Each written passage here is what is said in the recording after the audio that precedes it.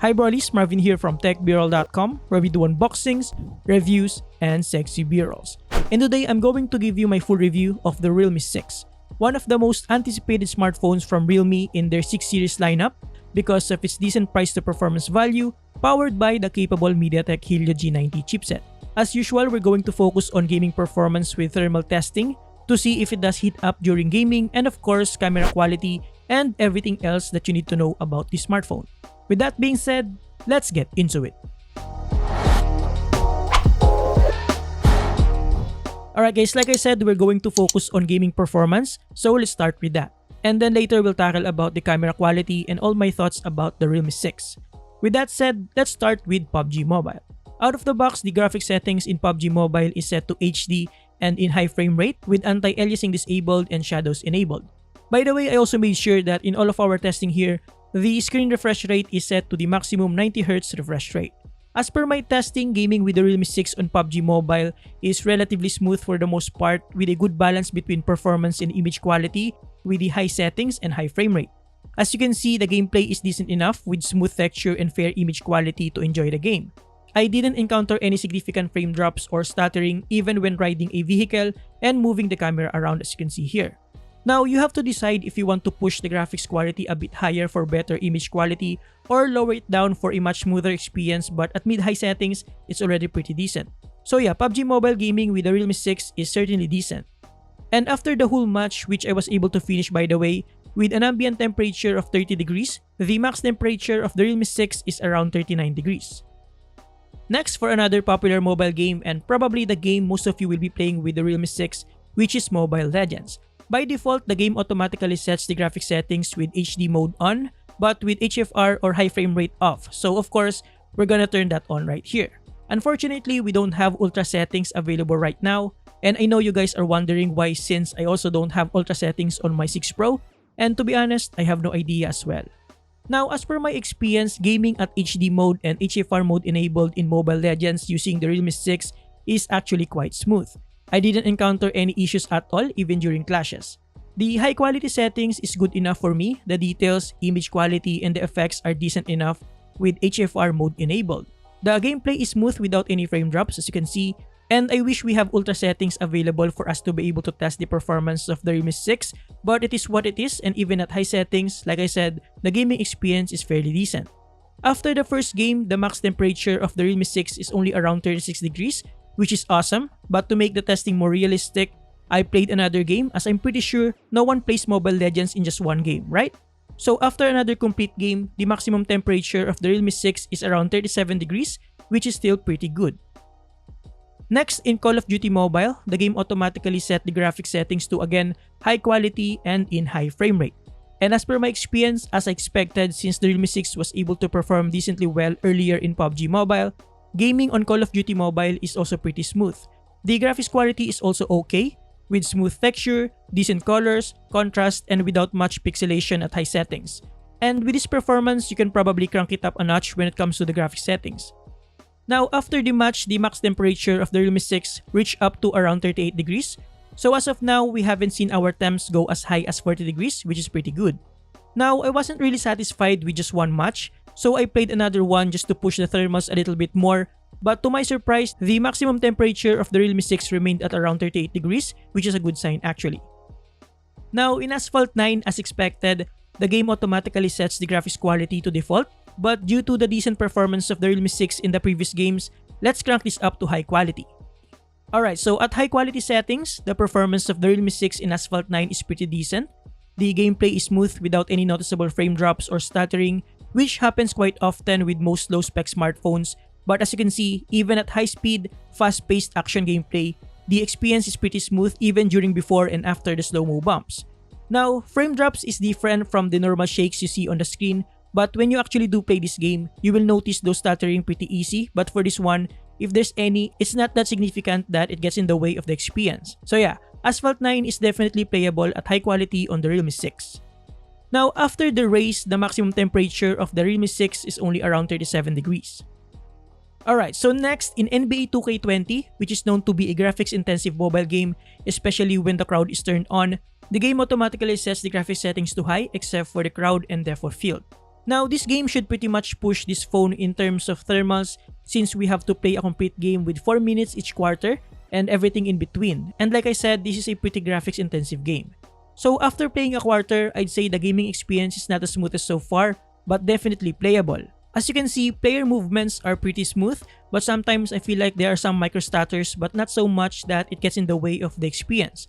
It is definitely playable, but come on guys, who are these players on the Golden State Warriors? I have no idea who some of these players are. But yeah, playing NBA 2K20 is definitely possible on the Realme 6. And if you want, you can probably tweak the settings a bit lower for a much smoother experience. Now, after the game with 4 minutes each quarter and all of the time in between timeouts and free throws, the maximum temperature of the Realme 6 is still around the 38 degrees range. So as you can see, we still didn't hit the 40 degree mark, so we're Gucci so far. Now, on Ragnarok Mobile, the game by default is set to the maximum settings. But if you go to a place like Frontera, where there are a lot of people from different channels with effects and image quality set to high, you'll certainly experience some stuttering or frame drops, and for most people, I know we like it at lower settings for maximum performance during PvPs, so I set it to these lower settings instead. And after lowering the settings, as you can see, the gameplay is a little bit better. There are still some microstutters, but now it's kinda tolerable already. And if we go to a farming map, as you can see, it gets better, so yeah. Farming in Ragnarok Mobile using the Realme 6 is definitely decent, and I think you can get decent gameplay as well on this during PvPs like the War of Imperium and War of Crystals. And lastly, on Black Desert Mobile, the game automatically set the graphics settings to balanced and medium, but in low 20 FPS frame rate. So of course, we're gonna max that out, and as per my experience, as you can see on this gameplay, the performance of the Realme 6 in Black Desert Mobile is pretty decent, with fair image quality at medium settings.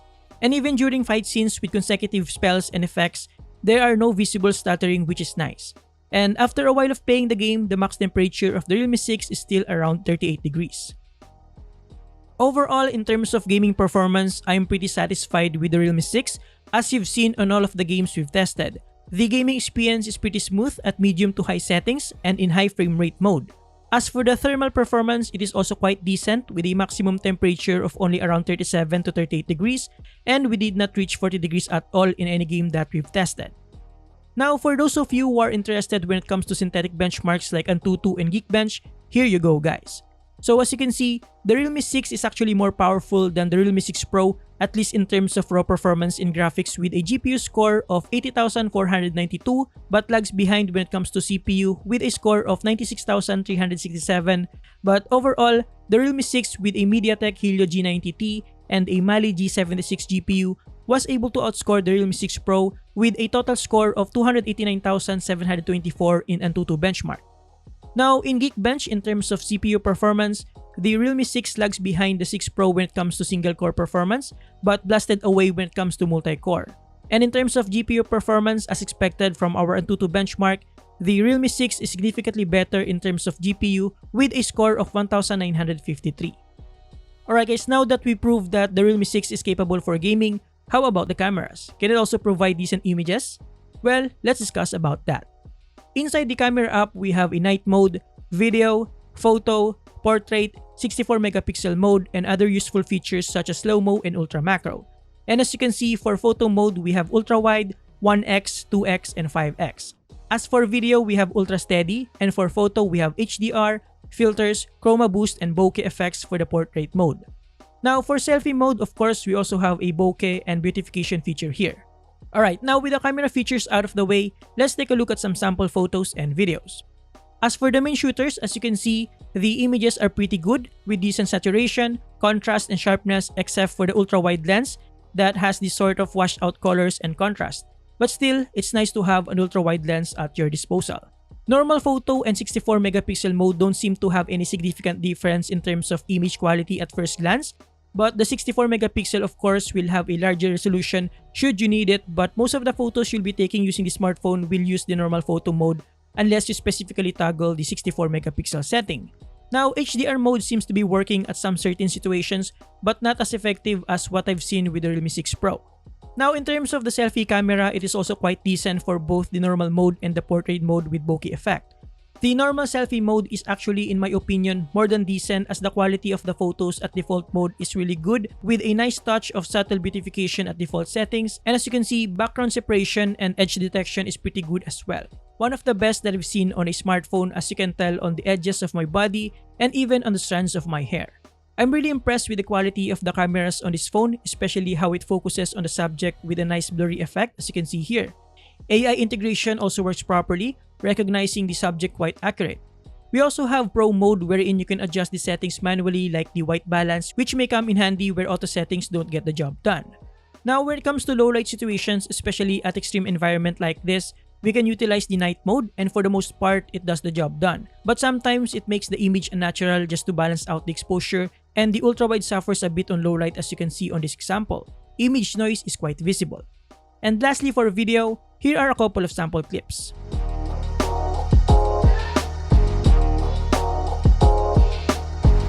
This is Big Boy Kambalen.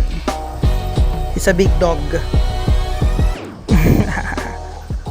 Overall, in terms of the camera quality, I'm perfectly satisfied with what the smartphone is capable of, except probably for extreme low light situations, but with an ample amount of light, the cameras on the Realme 6 can actually produce decent photos and videos. Alright guys, now that we've already tackled two of the most important aspects of a smartphone, let's talk about the rest of my thoughts about the Realme 6, including battery life, display quality, speaker, and everything else that you need to know. In terms of battery life, as per my testing using the PCMark Work 2.0 battery life benchmark, with maximum brightness and maximum volume with earphones plugged in, the Realme 6 with a 4300 mAh of battery lasted for only around 6.11 hours, but charging it using the included 30-watt power brick took only around 1.2 hours. So like the 6 Pro, since they basically have the same battery capacity and charger, the Realme 6 battery life is not the best, but at least you can quickly charge it whenever necessary. Now in terms of the display, the Realme 6 features a 6.5-inch screen with a Full HD Plus resolution of 2400 by 1080 and with a pixel density of around 405 ppi.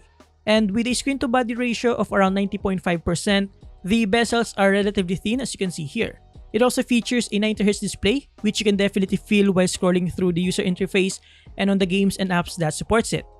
Now in terms of the actual quality of the screen, it is pretty decent in my opinion. The colors are vibrant, viewing angles are good, as well as overall contrast and sharpness, and there's no visible artifacts or over-sharpening that I sometimes see on budget smartphones to compensate with lower resolution. As for the speaker, I'd say it is also quite adequate. It doesn't distort much on higher volume, but like I always say on most smartphones, it doesn't get loud as much, but again, like I always say with Realme smartphones, we still have a headphone jack whenever we need it. Now moving on to the user interface, if you've been a follower of this channel for a while, you know that I'm a fan of the Realme UI, which is based on Android 10 and has the sort of close to stock Android experience with just a few pre-installed apps and a fairly lightweight skin. It also has some useful features that I find handy, and the overall look and feel of the interface is pretty smooth. Now as for the design and construction, I really like what Realme did for the Realme 6, especially with this Comet variant that has this kind of pearl white shine in combination of the Comet design that splits the backside in half and gives it a kind of light ray effect and reacts to both lighting and different angles. Now looking at the top, we don't have anything here, and then at the bottom we have the 3.5mm headphone jack, the microphone, the USB Type-C port, and the single downward firing speaker. Flipping it on the left side, we have the SIM card tray that supports dual nano SIM cards, as well as a micro SD card slot. We also have here the volume rocker, and then on the other side we have the power button that also doubles as the side-mounted fingerprint reader. And then as you can see, the sides have the subtle chamfered edges that gives the design more element, and it also helps with the grip too. Now looking at the back, as we typically see with Realme phones, we have here the AI quad camera setup that features a 64MP main camera, an 8MP wide-angle lens, a 2MP portrait lens, and a 2MP macro lens. We also have here a small flash and as usual, a Realme logo on the left corner. Like the Realme 6 Pro, the fingerprint reader of the Realme 6 is snappy, accurate, and responsive, and once you get used to its placement, it's actually easier to use than at the back. As for what comes in the package, you'll get a couple of paperwork, a free jelly case, a massive 30-watt power brick, a USB Type-C cable, and a SIM ejector pin inside the accessory box. And lastly, for those of you who are interested in the rest of the specs, I'll pop the complete specifications of the Realme 6 on the screen so that you can check it out. Alright guys, so to conclude, I know you have this question on your mind too. The question is, which one should you get between the Realme 6 and the 6 Pro? Well, in my opinion, if your priority is gaming, then you might as well consider the Realme 6 as it is superior when it comes to GPU performance compared to the Realme 6 Pro. However, if your priority is the camera, then the Realme 6 Pro in my opinion has more to offer in terms of camera features, image quality, and with a dual selfie lens, it's also ideal for mobile vloggers. Aside from that, they are pretty neck and neck with each other as they are both capable of mobile gaming at mid to high settings. They both have a good display with 90Hz refresh rate, and they also both have the same battery capacity and charging capability. And at the end of the day, you'll just have to know what best suits your needs and your budget as both of these phones are pretty decent. And there you have it guys, thank you for watching. Huge thanks to Realme for sending me this awesome care package and for allowing me to review all of their products without any restrictions. And I hope that you guys get a properly informed decision should you choose any of these Realme phones. You can get these phones from the links below. Thank you for watching, subscribe for more smartphone reviews, and don't forget to hit that notification bell so you won't miss our future videos. Have a great day guys, you're awesome!